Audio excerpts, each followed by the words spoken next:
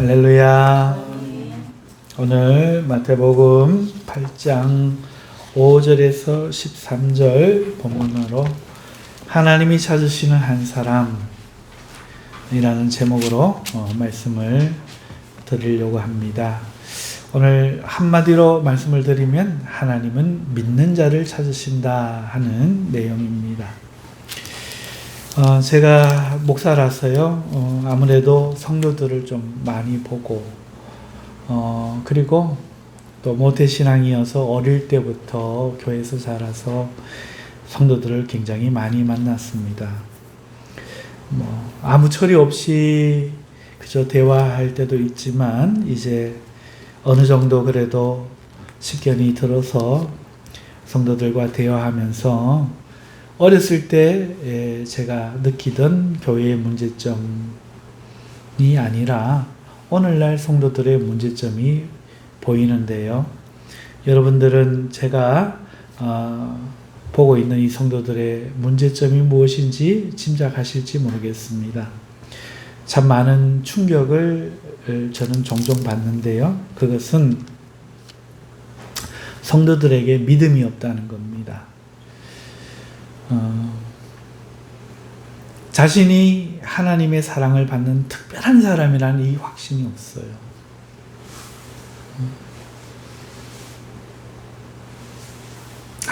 학교에서도 빛나는 사람들을 보면요, 아무것도 없어도 나는 특별해, 이런 사람이 뭐든지 부딪히고 하려고 하거든요. 집에서도 부모님께 정말 잘나지 못해도 나는 우리 부모님께 특별한 사람이야, 사랑받는 아이야 라고 자기를 특별하게 생각하는 사람들이 뭐든지 합니다. 그리고 자기를 특별하게 여기는 만큼 도전할 수 있는 것 같더라고요. 그런데 성도가 하나님의 사랑을 받는 특별한 사람이라는 확신이 없으면 참 문제가 많이 생기는 것 같아요. 그래서 하나님이 우리를 사랑한다는 어떤 이론적인 믿음, 지식적인 믿음은 분명히 있는데, 내가 하나님께 지금 그런 특별한 존재야, 이 확신이 없더라는 거예요. 많지 않습니다. 정말 적더라고요. 그러다 보니까 인생에 문제가 생길 때가 있는데, 그 문제가 생겼을 때 하나님의 도움을 거의 못 받고 교회 다니는 성도들도 있었습니다. 하나님이 도와주실 거라는 생각은 해요. 분명히 그 생각은 있어요. 그런데 경험은 굉장히 미미하더라고요. 대부분은 그냥 견디는 거지, 이겨내는 거지. 굉장히 경험이 남한테 드러내놓고 하나님이 이렇게 하셨어 라고 하는 그 간증과 그 기쁨의 이야기들이 많지 않아요. 그러다 보니까 기도하면 응답받는다는 믿음이 생각보다 적었습니다. 그래서 자신의 기도에 자신이 없으니까 아무래도 목회자에게 기도를 부탁하거나 기도하신다고 하는 분들에게 기도를 부탁하는 것을 굉장히 중요하게 여기시더라고요. 기도하여 응답받는 비결이 있다는 건 아예 모르시더라고요. 제가 깜짝 놀랐습니다. 이렇게 생각을 하는구나. 여러분, 혹시라도 오늘 이런 분이 계신다면, 이 말씀을 듣고 계신다면, 오늘 그분에게 이 말씀은 참으로 기쁨이 되고 복음이 될 줄로 저는 확신합니다. 왜냐하면 오늘 이 본문에 그것에 대한 답이 주어지고 있어요. 오늘 이 본문의 주인공 백부장은요, 어떻게 주님께 도움을 받을 수 있는지를 똑똑히 알고 있는 사람이었습니다. 그런 그를 예수님께서는요, 대단하게 칭찬하셨어요.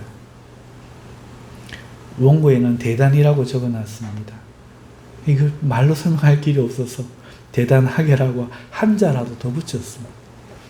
정말 주님께서 대단하게 칭찬하셨고 심지어 아브라함의 본 자손보다 그를 더 높게 평가하셨습니다. 나아가서 자신들이 하나님의 백성이라고 착각하고 있던 이스라엘 백성에게 참 하나님의 백성이 어떤 사람인지를 오늘 본문에서 백부장을 들어 말씀하고 있다는 겁니다. 그러므로 우리는 백부장에게서 어떻게 하나님께 인정받을 수 있으며 기도 응답받는 믿음의 비결이 무엇인지를 배울 수 있다고 확신합니다. 오늘 말씀을 통해서 우리 삶에서 하나님이 찾으시는 특별한 한 사람이 되는 은혜가 있기를, 기도에 응답받는 믿음의 비결 일체를 배울 수 있기를 소망하며 말씀을 전합니다. 먼저 이 본문 말씀을 소개를 잠깐 하겠습니다. 예수님께서 제자들과 갈릴리 가버나움이라는 동네에 들어가셨을 때였습니다. 한 백부장이 예수님께 도움을 받고자 찾아왔습니다. 백부장이란 이스라엘 주둔한 로마 군사로 100명의 수하를 거느리고 있습니다. 그가 찾아온 이유는 그의 하인 중 하나가 중풍병에 걸려서 집에 누워 괴로워하기 때문입니다. 이는 대단히 이례적인 모습이 아닐 수 없어요. 백부장이 찾아와서 이런 사유로 찾아온 것이 이례적이라는 겁니다. 상당히 높은 계급의 군인인데 중풍에 걸려 몸을 쓰지 못하는 하인을 위해 친히 주님을 찾아온 것입니다. 그 정도의 신분이면 부하 군인을 보내거나 혹은 지역의 유대인 중에서 유지들을 통해서 청탁을 넣는 것이 어쩌면 이 목적을 이루는데 더 나았을지도 모릅니다. 하지만 그는 하인을 위해서 직접 예수님을 찾아왔습니다. 우리 성경에 하인으로 이 번역된 헬러 단어 파이스는 그 뜻이 여러 개가 있는데 아이, 그 다음에 나이 어린 자, 나이 어린 사람, 그 다음에 아들에게도 종종 쓰고요. 그 다음에 실제 종이나 하인에게도 쓰는 말입니다. 용례를 살펴보면요, 혈통적으로 자기 아들이나 딸을 말할 때도 쓰고요, 연령적으로 청소년들, 청년들 가리키기도 합니다. 그래서 구약의 히브리 성경에 아이라는, 청년이란 말은 다 이 말로 번역했습니다. 실제로 사회적으로도 종, 하인을 이르는 말이기도 합니다. 그래서 하인으로 번역했습니다. 하지만 백부장이 예수님께 한 말을 한번 생각해 보십시오. 6절이죠. 주여, 내 하인이 중풍병으로 집에 누워 몹시 괴로워하나이다. 중풍병은 이 혈류의 이상이 생겨서 몸을 쓰지 못하는 병입니다. 누구라도 중풍병에 걸리면 괴로운 것은 분명합니다. 하지만 하인의 신분인 경우 보통은 생계를 걱정해야 하는 것이 정상이겠죠. 하지만 이 하인은요, 그 병으로 직장을 잃지도 않았고 심지어 상사인 백부장이 찾아와서 그의 병을 위하여 부탁할 만큼 지극한 관심을 받고 있다는 것이죠. 그러면서 이 백부장의 고민은 내 부하가 중풍병으로 집에 누워 몹시 괴로워하나이다 하는 것이었죠.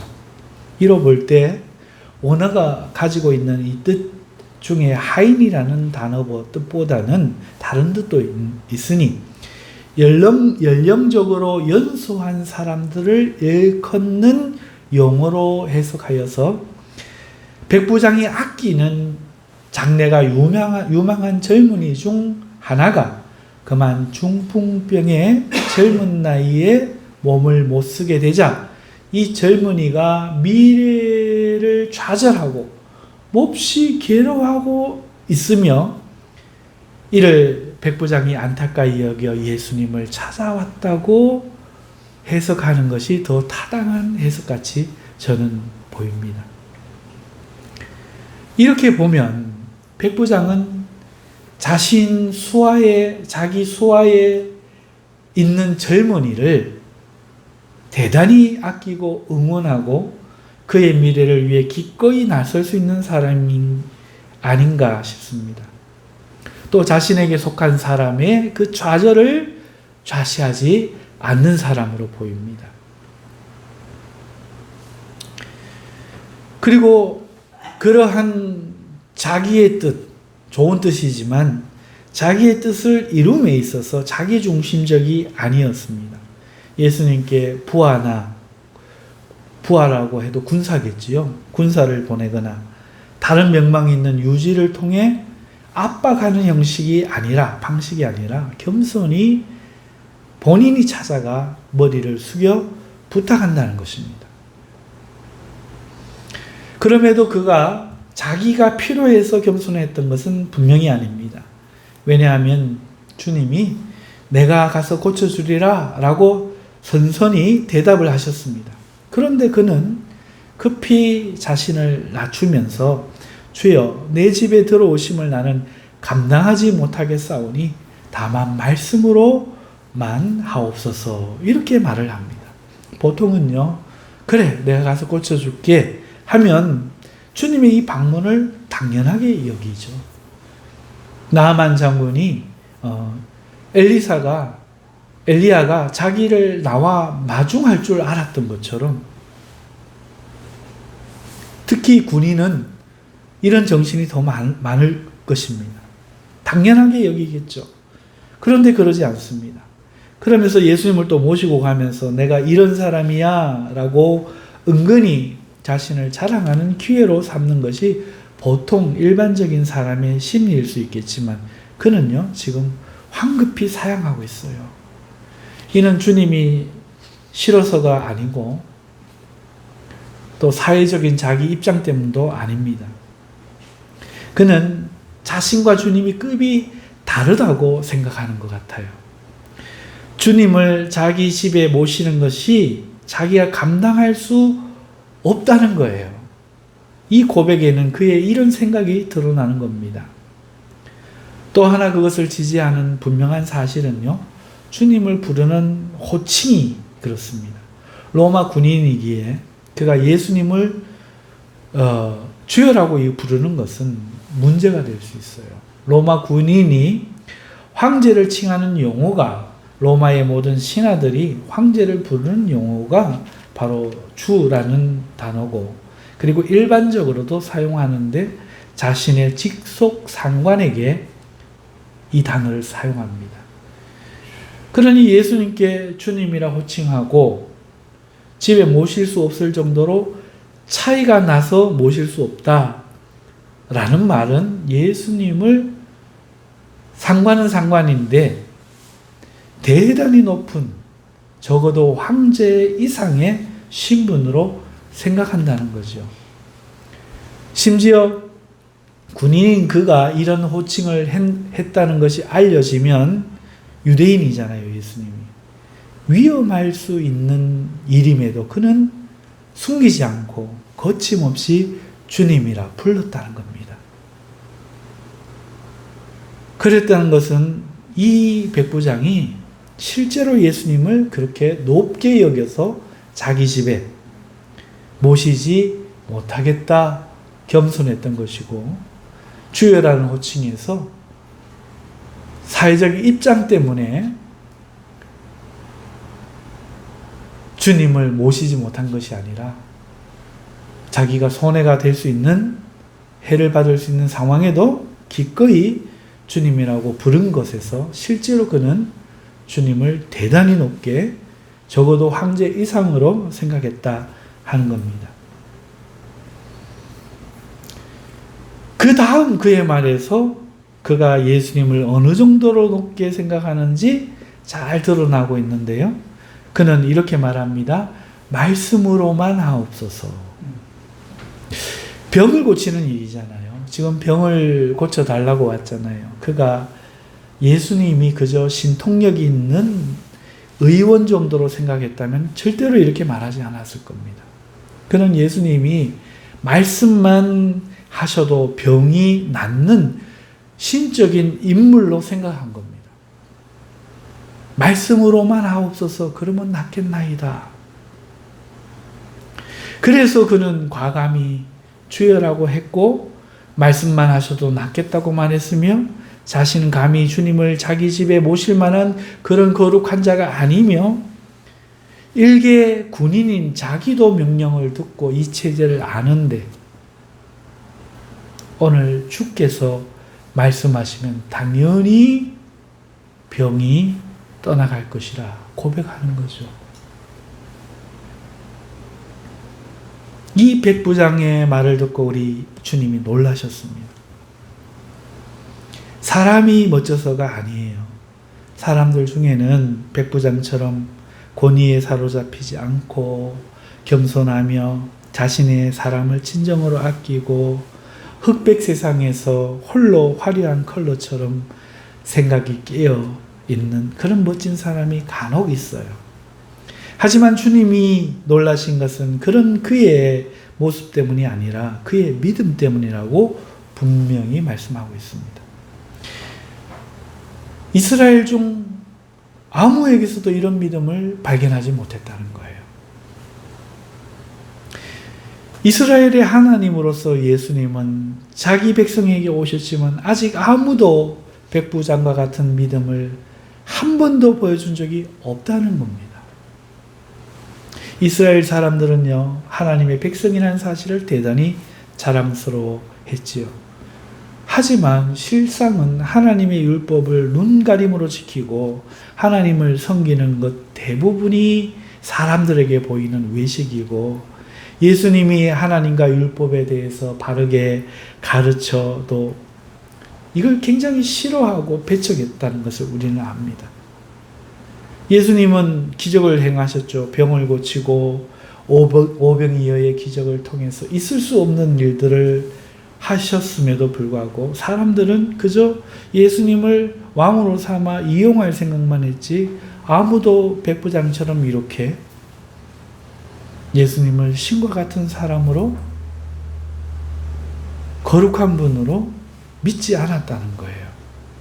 예수님은 내가 진실로 너희에게 이르노니 이스라엘 중 아무에게서도 이만한 믿음을 보지 못하였노라. 이 말이 이 세대의 이스라엘 사람 중에서라고 말해도 놀라운 건데 경계는 없잖아요. 그러면 더 놀라운 말이 됩니다.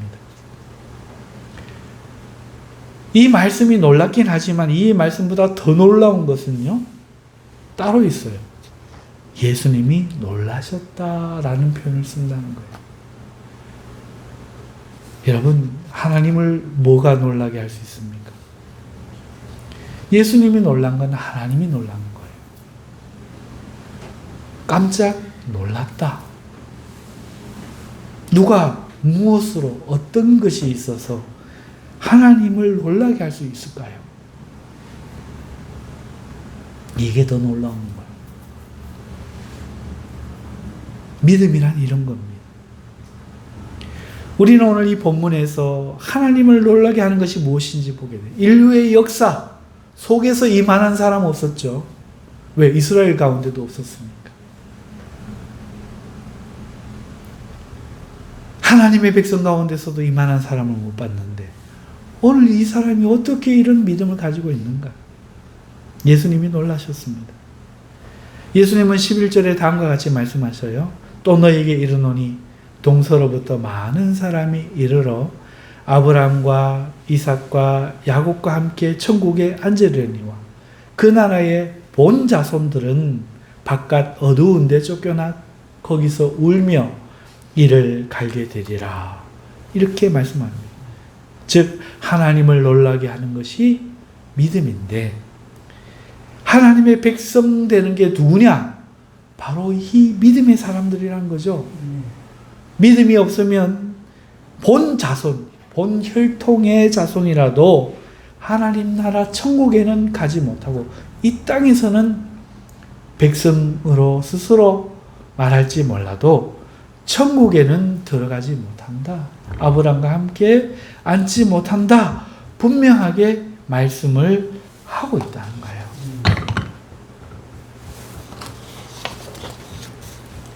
예수님은 믿음을 가지고 자신을 찾은 백부장의 이 강구를 귀히 들어 그의 젊은 종을 고쳐주셨습니다.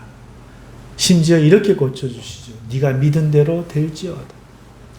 사람이 언제가 기쁜 줄 알아요? 자기가 확신하고 자기가 생각하고 믿고 행한 대로 결과가 날 때 자신감이 생기고 또 도전할 용기가 생기고 성취의 기쁨이 생기고 힘이 나는 겁니다.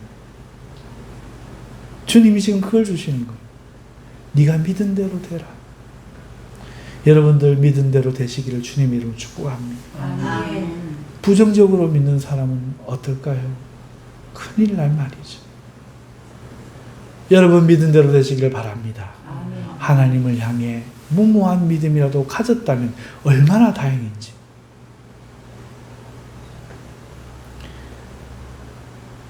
믿음에 대해서 주님이 얼마나 놀랍게 여기시는가. 백지수표와 같은 거죠. 그래서 예수님은 이 백부장의 강구를 네 믿음이 고친다라고 말씀하시는 거예요. 들어주실 뿐만 아니라 그를 칭찬하시고 그의 믿음을 오늘 우리에게까지 귀감으로 삼아 본받게 하고 계십니다. 백부장과 그 믿음을 따르는 모든 이방 사람들, 그러니까 백부장 포함 천국 자리까지 기꺼이 믿음을 가진 사람들에게 예약해 주시는 것이죠. 참 하나님의 백성으로 삼아 주신 것입니다. 오늘 이 본문 속에서 본문을 우리가 살펴봤는데요. 한 세 가지 하나님의 교훈이 있겠습니다. 첫째는 여러분 성경은 역사서나 세계서나 뭔가를 증명하는 말이거나 하나님이 있다거나 천국이 있다거나 지옥이 있다거나 이런 거를 증명하는 책이 아닙니다. 천국은 늘 말씀드리지만 성경은 하나님께서 죄를 어떻게 다루시고 천사든 사람이든 그가 택한 백성이든 안 택한 백성이든 하나님께서 죄를 어떻게 다루시고 그 죄의 결과가 무엇이며 하나님이 사람을 어떻게 여기셔서 죄에서 용서하여 구원하시는가. 곧 구속을 목적으로 쓴 책이 바로 성경입니다.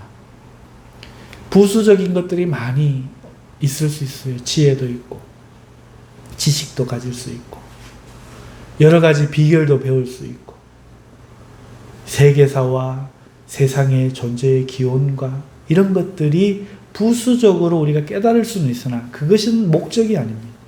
그건 정말 말 그대로 필요에 의해 쓰여진 부수적인 것일 뿐 성경의 분명한 목적은 예수 그리스도를 통해서 하나님이 세상을 구원하시겠다는 분명한 목적, 바로 구속에 대해서 말하고 있는 책이 성경책입니다. 그럼 그런 목적을 가지고 오늘 성경을 보면 정확하게 그 의도가 보입니다. 바로 백부장 이야기의 병 고친 이야기로 끝나야 되는데 천국 이야기가 나오는 이유가 그 증거예요. 의도가 있는 겁니다. 우리는 성경을 자기 좋은 대로 해석하면 안 돼요. 오늘 본문이 분명히 이야기하고 있어요.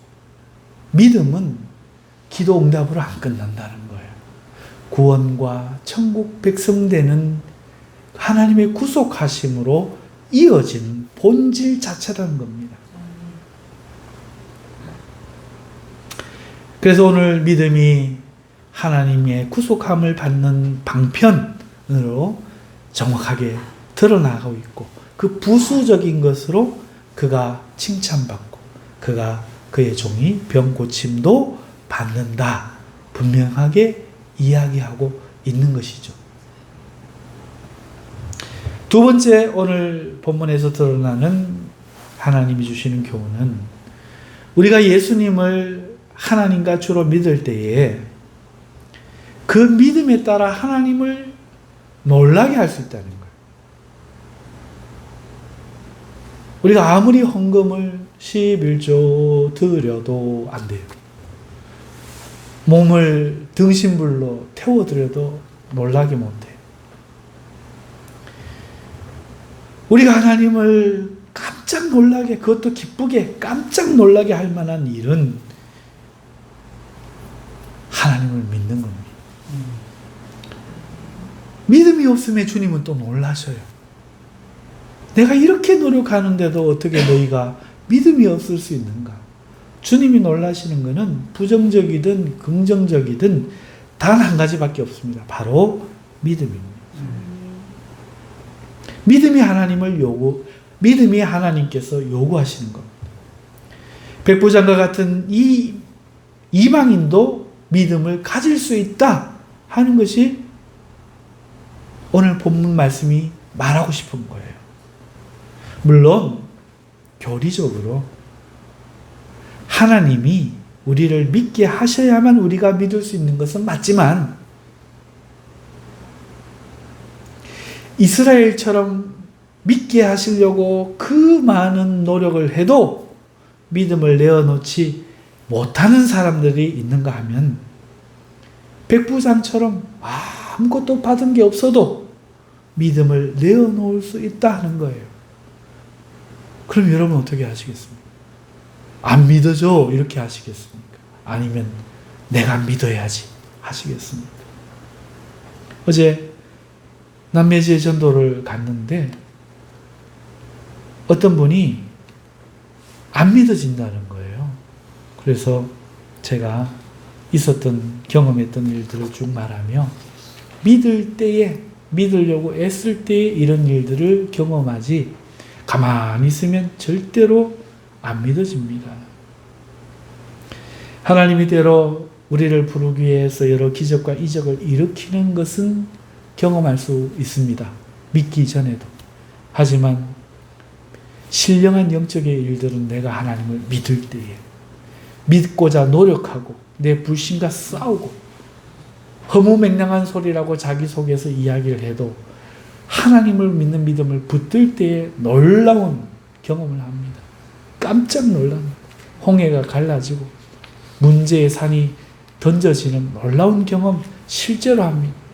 그것 없었다면 저는 오늘 이 자리에 없을 겁니다. 여러분, 하나님을 놀라게 하는 사람 되시기를 바랍니다. 오직 믿음입니다. 세 번째, 오늘 이 본문에서 우리가 발견할 수 있는 하나님의 교훈은 기도에 응답받는 비결이 믿음이라는 것을 알 수 있다는 거죠. 왜 이게 세 번째냐? 그냥 부수적인 거거든. 기도 응답은 그냥 받는 겁니다. 성도는 기도 응답은 그냥 받는 거예요. 절대로 애쓰거나 노력하거나 때를 쓰거나 100일 작정 기도하거나 그래서 받는 게 아니에요. 성도에게 기도는, 하나님을 믿는 사람에게 기도는 절대적으로 그냥 받는 겁니다. 기도에 응답이 없다? 내가 하나님 안 믿고 있구나 이렇게 생각하셔야 돼요. 기도는 하는데 불신 가득하게 기도하고 있거나 정욕으로 사용하려고 잘못 구하거나 제대로 구했는데 그게 있으면 내 인생에 파탄이 있을 수 있어. 우리 하나님이 거절하셨구나 이렇게 생각하셔야 됩니다.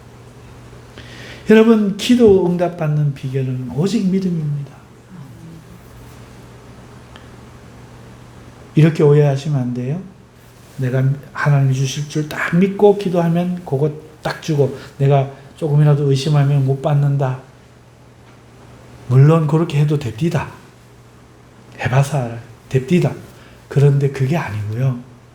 하나님 그분을 믿으면 그 기도는요, 응답이 됩니다. 은행의 비밀번호처럼 믿음이란 비밀번호 갖다 대서 원인과 결과로 작용하게 하려고 하지 마시고 하나님 그분 되심과 그분의 언약과 그분이 우리에게 행하신 모든 것들을 생각하면서 그분에게 나를 의탁하고 그분에게 믿고 그분을 의지하면 하나님이 거절을 하셔도 더 선한 걸로 응답하셔요. 그러므로 성도에게 기도 응답받는 비결은 믿음입니다. 기도 응답은 그냥 보너스예요. 귀신을 명하여 말씀해 보십시오. 그냥 떠나갈 겁니다. 병든 자에게 손을 얹고 기도해 보십시오. 하나님이 뜻이 있다면 그냥 고쳐주실 겁니다. 우리 교회 그렇게 병 고친 사람들 있죠? 그거는 그냥 보너스입니다. 사랑하는 성도 여러분, 이렇게 세 가지 오늘 본문에서 하나님이 주시는 교훈을 우리가 살펴보았는데요. 오늘 이 본문 속에서 우리는 백부장의 믿음을 배우는 것이 좋을 줄로 믿습니다. 그의 믿음이 어떤 믿음입니까? 첫째, 백부장은 예수님을 직접 찾아갔다 하는 겁니다. 여러분, 예수님을 백부장이 찾을 때 제일 먼저 뭘 생각할까요? 예수님이 누구고 나는 누구인가 생각하겠죠. 자기는 로마인, 적어도 유대인이었다 할지라도 로마에 귀화해서 로마 군인이 된 변절자.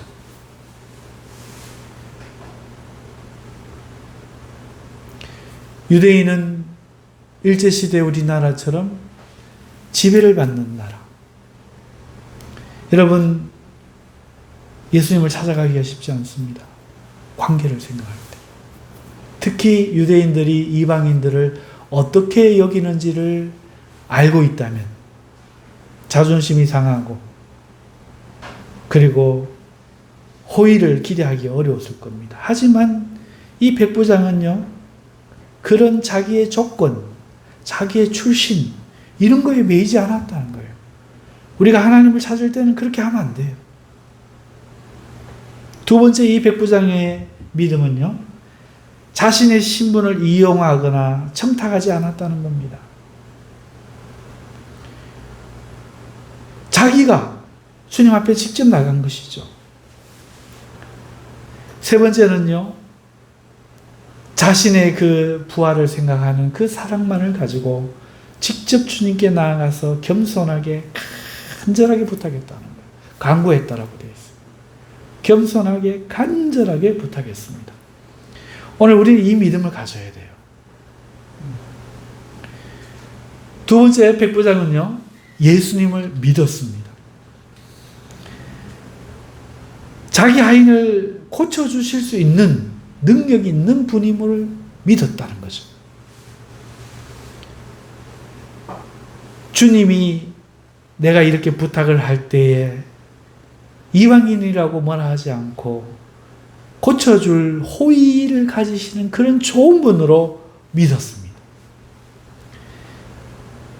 예수님께서 말씀만으로도 고칠 수 있는 절대자임을 믿었죠. 그러므로 오늘 이 백부장의 믿음은 예수님을 직접 찾는 믿음, 자기의 조건이나 출신이나 자기의 공로나 체면이나 얽매이지 않고 다른 것을 꾀를 내어서 이용하지 않고 직접 주님 앞에 직접 나아가 겸손하게 간절하게 자기의 소원을 아뢰는 주님을 직접 찾는 믿음, 백부장의 믿음입니다. 두 번째는 주님이 내 부탁을 들어주셔서 고쳐주실 수 있는 분임을 믿고 나를 호의를 베푸실 수 있는 좋으신 분으로 믿고 말씀만으로도 고칠 수 있는 그런 절대적인 분으로 믿었다 하는 것이죠. 그리고 이 믿음을 표현하는 일에 다른 사람의 눈을 두려워하지 않았다 하는 것입니다. 사랑하는 성도 여러분, 우리 인생에 많은 문제들을 저희들이 만나요. 정말 다 이야기하지 않아서 그렇지 누가 우리 마음을 다 알겠습니까? 우리는 주의 은혜와 도움이 없이는 살 수가 없지요. 오늘 우리가 어려움을 만날 때 백부장의 이 믿음을 기억하실 수 있기를 바랍니다. 자신의 출신이나 자격을 생각하지 말고 오직 믿음으로 기도의 자리에 주님께 나아가십시오. 체면, 내가 뭘 했나? 무슨 것을 잘못했나? 생각하지 마십시오. 그런 건 아무 필요도 없습니다. 하나님은 네가 얼마나 큰 죄를 지었는가는 상관이 없습니다. 회개하는 죄인인가 아닌가 그것만 하나님 보시는 거거든요. 하나님 앞에 얼마나 열심히 살았나, 얼마나 하나님을 생각하지 못하고 살았나 이것도 생각하지 마십시오. 체면 아무 필요 없습니다. 하나님은 죄인을 불러 구원하시는 분입니다. 하나님은 사랑이 있고 영거러 벼가 고개를 숙이듯 깊어지면 저절로 열매가 생긴다 말씀하시는 분입니다. 여러분의 사랑이 깊어지면 깊어질수록 하나님을 향한 열심과 성김이 커져갈 것을 주님은 아십니다. 향유 옥합을 깨서 주님의 발을 눈물과 향유로 씻으며 성긴 여인과 주님이 들어올 때에 발도 씻을 물도 손 씻을 물도 내주지 않은 그 바리새인과 그 차이를 그 여인은 죄사함을 너보다 많이 받았기 때문이라 말씀하시는 우리 주님은 오늘 우리가 왜 주님께 못하는지를 알아요. 그러니까 오늘 우리가 어떤 일을 만나면 이거 하나만 기억하십시오. 내가 무엇을 했고 얼마나 나쁜 사람인가는 중요하지 않다. 오직 주님은 믿음으로 주님 앞에 나오는 사람을 환영하신다. 하나님을 찾는 자는 그가 계신 것과 자기를 찾는 자에게 상 주시는 이심을 믿어야 할지니라. 이것이 하나님의 뜻이에요. 사랑하는 성도 여러분, 이렇게 기도의 자리에 믿음으로만 나아가시되 주의를 이용하는 꾀를 내지 마십시오. 물론 간절해서 목사님에게나 다른 분들에게 기도 요청할 수 있습니다. 하세요. 그렇게는 하세요. 하지만 내 기도에 자신이 없어서 누구가 기도를 해줘야 되겠다 이렇게 생각하시면 안 된다는 거예요. 오직 홀로 주님 앞에 믿음으로 기도의 자리에 서시기 바랍니다. 골방으로 들어가세요. 아무도 없는 골방에 들어가서 그 문제를 딱 내놓고 체면이고 뭐고 생각하지 말고 내가 사랑받을 만한 사람인가 아닌가 생각하지 말고 얼마나 하나님께 충성했나 생각하지 말고 오직 그 문제를 믿음으로 구하는 자를 하나님이 기뻐하신다는 이 생각 하나만 가지고 그 문제에 두고 주변 머리 어떻고 저떻고 거룩하신 하나님 빼고 전능하신 하나님 빼고 심판하실 하나님 빼고 오직 그 문제 본론만 딱 가지고 하나님 이 문제 해결해 주실 줄 믿습니다. 하나님 이 문제 해결해 주옵소서. 내가 죽게 생겼나이다. 몹시 괴롭나이다. 여러분 오직 홀로 믿음으로 주님 앞에 나아가시고 다른 모든 것들은 다 빼십시오. 하나님을 이쁘게도 부르지 마시고 거룩하게도 부르지 마시고 하나님 살려주십시오. 하나님 도와주십시오. 하나님 죽을 것 같습니다. 그거면 충분합니다. 사랑하는 성도 여러분, 하나님에 대한 믿음을 기도의 응답을 목적으로 사용하지 마세요. 처음은 그럴 수 있어요. 믿음이 없을 때. 그러나 여러분 하나님 앞에 이 믿음으로 기도에 응답받을 목적으로 믿음을 가지려고 하지 마세요. 부모에게 용돈을 타내기 위해서 거짓으로 부모한테 아양 떠는 아이들처럼 부모에게 상처를 줍니다. 엄마. 처음에는 그것도 이뻐요, 엄마는. 그런데 15살이 되고 16살이 되고 18살이 됐는데도 그래 보세요. 엄마가 웁니다. 여러분, 우리가 기도의 응답을 받기 위해서 하나님 앞에 믿습니다가 얼마나 슬픈 말인지 아세요? 제발 그러면 안 됩니다. 내 기도 안 들어주셔도 하나님은 날 사랑합니다. 꼭 믿으십시오. 내가 원하는 방식이 아니라도 하나님은 더 좋게 응답하십니다. 살아계시니까요.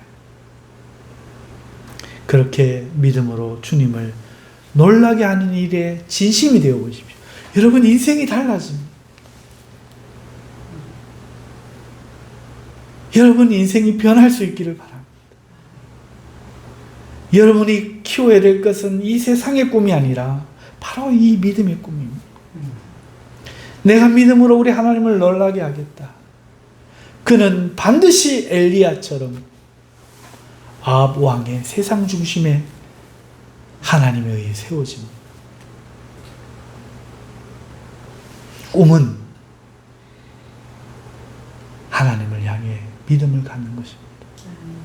말씀을 믿습니다. 오늘 우리는 주님께 칭찬받은 이 백부장의 이야기를 통해서 하나님이 찾으시는 한 사람이 있다면 그가 누구일까 충분히 생각해 보았습니다. 하나님을 믿으면 하나님께서 그 믿는 사람을 특별하게 여기십니다. 그러므로 믿음은 하나님이 당신을 보고 놀라서 당신을 특별하게 여기게 만드는 비결인 줄 믿습니다. 그러므로 삶에서 여러분이 목적으로 삶아도, 이 믿음을 목적으로 삼아도 될 인생의 가장 귀한 보석인 줄 믿습니다. 오늘 하나님을 믿는 일에 여러 장애들이 있어요. 그걸 걷어내십시오. 이겨내십시오. 제일 심한 게 외식, 체면, 공로의식 이런 겁니다. 제발 무시해도 좋습니다. 제발 무시해도 좋습니다. 그가 나를 사랑하기 위해 어떻게까지 사랑했는가 이것만 생각하고 십자가를 보십시오. 내가 그를 알기도 전에, 내가 죄를 깨닫기도 전에, 내가 회개하기도 전에, 심지어 우리의 죄를 위하여 우리는 그를 죽일 수밖에 없는, 내 죄를 안수할 수밖에 없는 하나님의 어린 양이 되어 스스로 거기에 계심을 보실 수 있기를 바랍니다. 이게 믿음이라면 절대로 자신의 체면이나 자신의 것을 생각하지 마십시오. 자격지심, 죄책감, 체면 아무짝에 쓸모없습니다. 오직 믿음이면 충분합니다. 만일 여러분이 하나님을 믿어 놀라게만 한다면 여러분의 기도의 응답 비결은 더 이상 모르셔도 좋습니다. 왜냐하면 하나님이 뒤에서 호의하시며 여러분이 부르실 때 내가 여기 있다 말씀하시며 여러분에게 치료의 광선을 하나님은 구하지 않아도 비출 하나님이시기 때문에 그렇습니다. 하나님이 찾으시는 한 사람 여러분이 되실 수 있기를 예수님의 이름으로 축원합니다. 아멘. 기도하겠습니다. 거룩하신 하나님, 오늘 이 말씀이 우리의 심령에 심겨지고